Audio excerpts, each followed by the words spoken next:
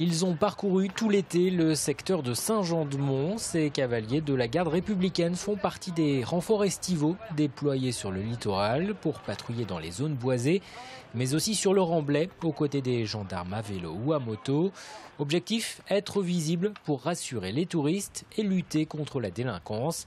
Et sur ce point, l'été 2015 semble avoir été plus calme selon le maire de la commune. Le bon travail qui a été effectué au cours des années précédentes, aujourd'hui se traduit par une fréquentation moins importante de personnes qu'on pourrait qualifier de plus ou moins indésirables.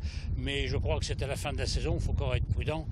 C'est début septembre qu'on pourra réellement dire ce qu'a été le cru 2015. Chaque été, la population de Saint-Jean-de-Mont est multipliée par 7.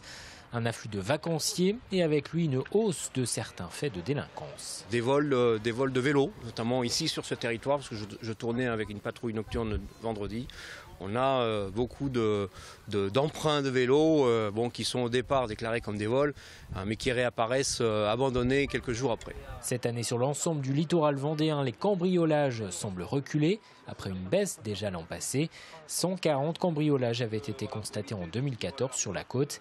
En revanche, les actes de vandalisme, véhicules, bâtiments dégradés, sont en hausse depuis le début de l'été. Les violences, notamment les violences nocturnes, restent un sujet de préoccupation, même s'il est contrôlé. Il y a toujours matière à intervenir parce que les personnes, et là c'est un sujet de préoccupation et d'attention et surtout d'intervention de la part des forces de l'ordre, l'imprégnation alcoolique, pour tout dire, les états d'ébriété sont toujours, hélas, au rendez-vous et il faut plus que jamais être présent, parfois être présent en force pour pouvoir y faire face. Sur l'eau, la réglementation, elle, semble mieux respectée par les plaisanciers.